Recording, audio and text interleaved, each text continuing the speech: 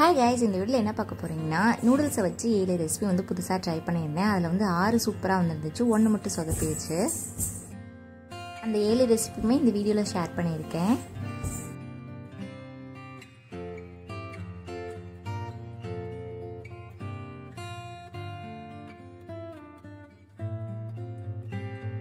First one வந்து Chinese ஸ்டைலில் இருக்கும். அடுப்பை ஆன் பண்ணிவிட்டு பாத்திரத்தை வச்சுக்கோங்க. அதில் கொஞ்சமாக ஆயில் சேர்த்துட்டு பூண்டு போட்டுட்டு அடுப்பை ஆஃப் பண்ணிக்கோங்க.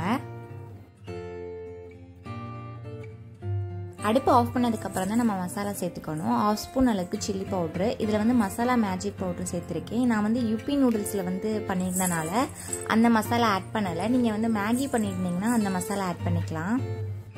இப்போ அந்த மசாலா கூட 1 ஸ்பூன் அளவுக்கு சோயா சாஸும் 1/2 ஸ்பூன் அளவுக்கு டொமேட்டோ சாஸும் சேர்த்துக்கிறேன்.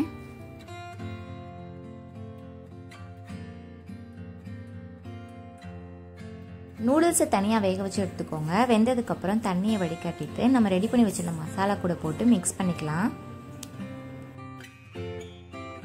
சாஸ் வந்து சோயா சாஸ் டொமேட்டோ சாஸ் மட்டும் சேர்க்கணும்னு கிடையாது. உங்களுக்கு என்ன சாஸ் ஃப்ளேவர் பிடிக்குமோ அதை நீங்கள் ஆட் பண்ணிக்கலாம்.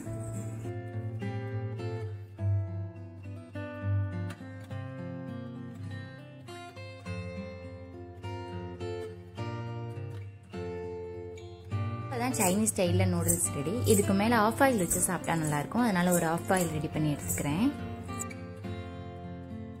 அந்த முட்டைக்கு மேலே நான் மேகி மசாலா ஆட் பண்ணிக்கிறேன்.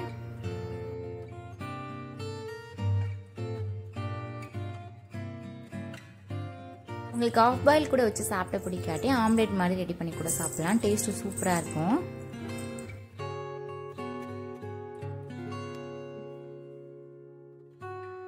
அடுத்து எக் நூடுல்ஸ் தான் பார்க்க போறீங்க. அதில் 7லேருந்து 8 சின்ன வெங்காயம் கட் பண்ணி எடுத்துக்கிறேன். ஒரு தக்காளி கட் பண்ணிக்கிறேன். பாத்திரத்தில் கொஞ்சமாக எண்ணெய் சேர்த்து நம்ம கட் பண்ணி வச்சிருந்த வெங்காயத்தை சேர்த்துக்கலாம். இந்த ரெசிபிக்கு தேவையான உப்பு வந்து நான் இப்பயே சேர்த்துக்கிறேன்.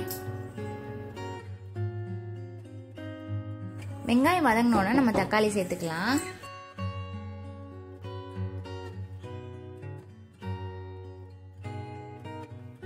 தக்காளி வதங்கினோன்னா 1/2 ஸ்பூன் அளவுக்கு கரம் மசாலா, 1 ஸ்பூன் அளவுக்கு சில்லி பவுடர் சேர்த்துக்கிறேன்.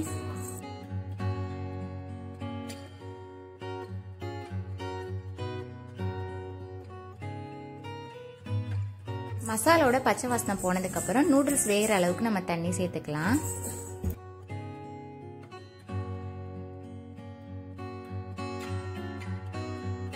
தண்ணி கொதிச்சோன்னா நூடுல்ஸ் ஆட் பண்ணிக்கலாம்.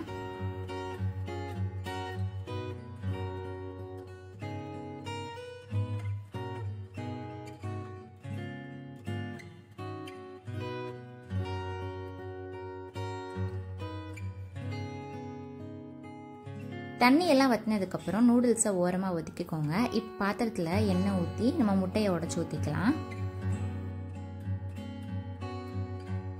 நான் ஒரு பேக்கெட் எடுத்தனால ஒரு முட்டை சேர்த்துக்கிறேன். நீங்கள் எவ்வளோ பேக்கெட் எடுக்கிறீங்களோ அவ்வளோக்கு சேர்த்துக்கோங்க. உங்களுக்கு முட்டை ஃப்ளேவர் அதிகமாக வேணும்னு நினச்சிங்கன்னா நீங்கள் 2 முட்டை கூட சேர்த்துக்கலாம்.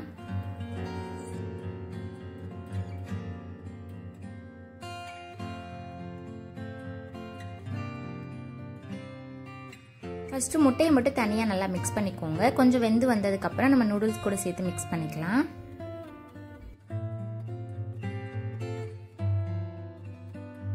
முட்டையும் நூடுல்ஸும் நல்லா மிக்ஸ் பண்ணதுக்கப்புறம் நீங்கள் மேகி மசாலா ஆட் பண்ணுறது தான் பண்ணிக்கலாம். நான் இதில் ஆட் பண்ணலை.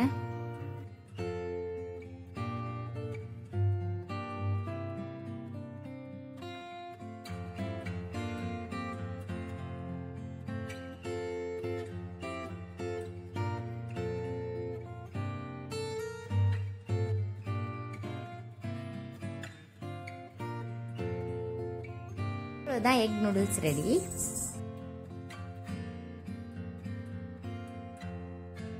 இந்த ரெசிபியோட நேம்லாம் எனக்கு தெரியாது, ஆனால் டேஸ்ட் சூப்பராக வந்துருந்துச்சு. ஒரு 6-7 சின்ன வெங்காயத்தை எடுத்துக்கோங்க. காரம் எவ்வளோ வேணுமோ அவளுக்கு ஏற்ற மாதிரி நீங்கள் வரமிளகாய் சேர்த்துக்கோங்க. நான் 5 வரமிளகாய் சேர்த்துருக்கேன். அது கூட ஒரு தக்காளி, தேவையான அளவுக்கு உப்பு சேர்த்து மிக்ஸி ஜாரில் நல்லா அரைச்சி எடுத்துக்கோங்க. இப்போ பாத்திரத்தில் எண்ணெய் சேர்த்துக்கோங்க. நம்ம அரைச்சி வச்சிருந்த பேஸ்ட்டை வந்து ஆட் பண்ணிக்கோங்க. இந்த பேஸ்டோட பச்சை வாசனை போகிற வரைக்கும் எண்ணெயில் நல்லா கிளறிக்கோங்க.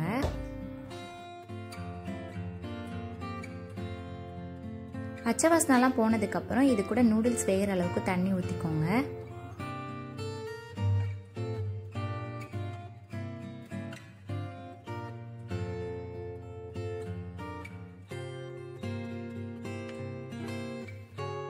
உப்பு மட்டும் பார்த்து கரெக்டாக சேர்த்துக்கோங்க. நான் அதில் கொஞ்சம் உப்பு அதிகமாக சேர்த்துட்டேன்.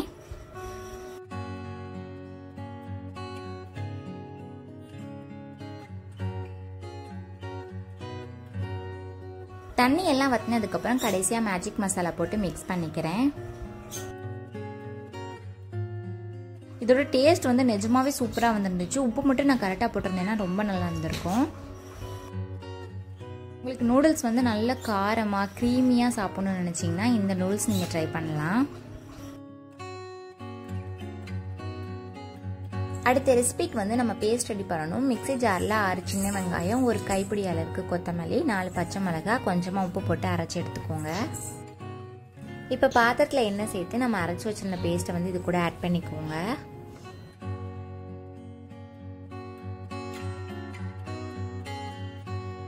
பச்சை வாசனை போகிற வரைக்கும் கிளறிக்கோங்க. நல்லா கலர் சேஞ்ச் ஆகி வந்ததுக்கப்புறம் கொஞ்சமாக தண்ணி சேர்த்துக்கோங்க.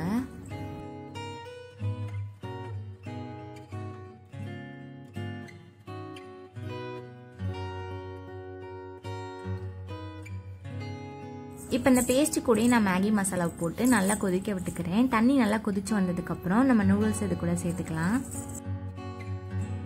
உங்களுக்கு கொத்தமல்லி ஃப்ளேவர் பிடிக்கும்னா கண்டிப்பாக இந்த ரெசிபியும் பிடிக்கும். இதில் நீங்கள் புதினா கூட ட்ரை பண்ணலாம்.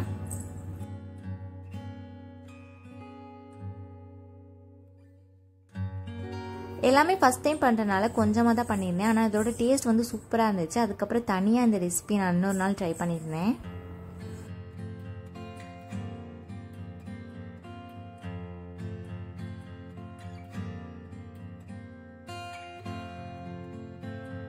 அவ்வளோதான், கொரியண்டர் நூடுல்ஸ் ரெடி.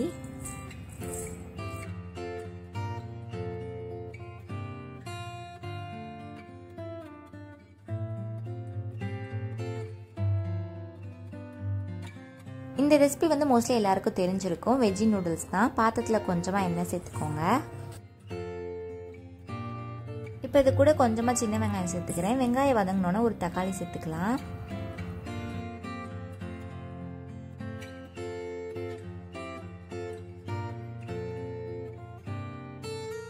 தக்காளி வதங்கினோன்னா நம்மளுக்கு பிடிச்ச காய்கறிலாம் இது கூட சேர்த்துக்கலாம். நான் கேரட்டு உருளைக்கிழங்கும் சேர்த்துக்கிறேன். இது கூட நீங்கள் காலிஃப்ளவர், பட்டாணி, பீன்ஸ் கூட சேர்த்துக்கலாம். எல்லாம் நல்லா மிக்ஸ் பண்ணிவிட்டு கொஞ்சமாக தண்ணி சேர்த்து உப்பு போட்டு வேக வச்சுக்கலாம்.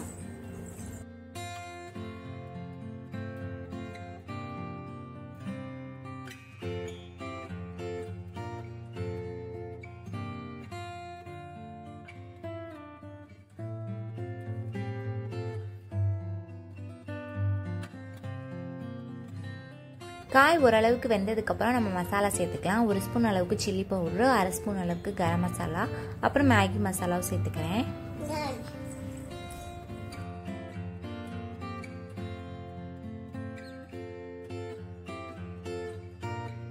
மசாலா சேர்த்துட்டு எல்லாம் நல்லா மிக்ஸ் பண்ணிக்கோங்க.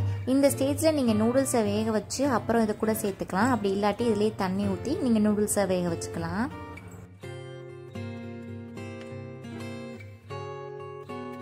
நான் இது கூட தண்ணி சேர்த்து நூடுல்ஸை வேக வச்சுக்கிறேன்.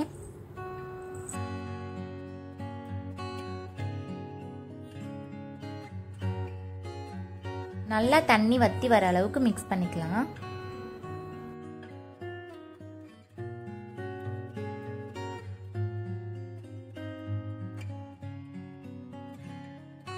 அடுத்து சூப்பி நூடுல்ஸ் ட்ரை பண்ணலாம். பாத்திரத்தில் கொஞ்சமாக எண்ணெய் சேர்த்துக்கோங்க. கொஞ்சமாக கேரட் சேர்த்து வதக்கிக்கோங்க. கேரட் வதங்கினதுக்கப்புறம் முட்டைக்கோஸ் சேர்த்துக்கலாம்.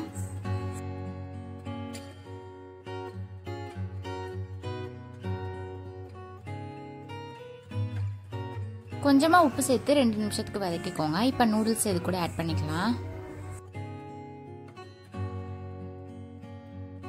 இது கூட மசாலாவும் ஆட் பண்ணி நிறைய தண்ணி சேர்த்துக்கோங்க.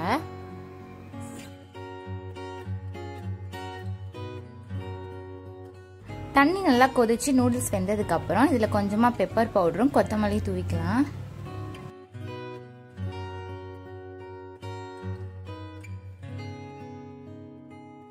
உங்களுக்கு சூப் வந்து கொஞ்சம் கெட்டியா வேணும்னு நினைச்சீங்கன்னா கார்ன்ஃப்ளவர் வந்து 1 ஸ்பூன் எடுத்துக்கிட்டு தண்ணியில நல்லா மிக்ஸ் பண்ணி இந்த ஸ்டேஜ்ல ஊத்திக்கோங்க. இது கூட உங்களுக்கு சைனீஸ் ஃப்ளேவர் வேணும்னு நினைச்சீங்கன்னா நீங்க சோயா சாஸ் ஆட் பண்ணிக்கலாம்.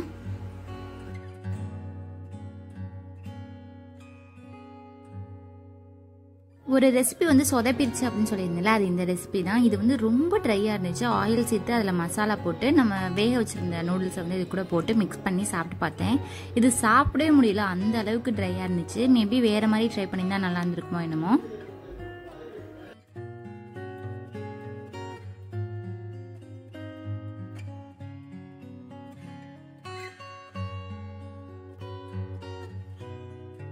நூடுல்ஸை வச்சு நிறைய ரெசிபி ட்ரை பண்ணணும்னு ஐடியா இருக்குது. கண்டிப்பாக நான் ட்ரை பண்ணேன்னா வீடியோ ஷேர் பண்ணுறேன். நூடுல்ஸ் வந்து அன்ஹெல்த்தி அப்படிங்கிறது எல்லாத்துக்கும் தெரியும். ஆனால் அந்த நூடுல்ஸை சாப்பிடாம நல்லா இருக்கவே முடியாது. அந்த அளவுக்கு எனக்கு நூடுல்ஸ் கிரேவிங் அடிக்கடி வரும். என்ன மாதிரி இருக்கவங்களுக்கு வந்து நூடுல்ஸ் ஏதாவது டிஃப்ரெண்ட்டாக செஞ்சு சாப்பிட்ணுன்னு ஆசை இருக்கும். அப்படி உங்களுக்கு தோணுச்சுன்னா இதில் ஏதாவது ஒன்று ட்ரை பண்ணி பாருங்கள். ஒவ்வொரு ஆளுக்கு ஒவ்வொரு ஃபேவரட் இருக்கும். என்னோட ஃபேவரட் பார்த்து கொத்தமல்லியும் அந்த சூப்பி நூடுல்ஸும் தான். நீங்கள் ட்ரை பண்ணி பார்த்துட்டு உங்களோட ஃபேவரட் எது அப்படிங்கிறத கமெண்ட் பண்ணுங்கள்.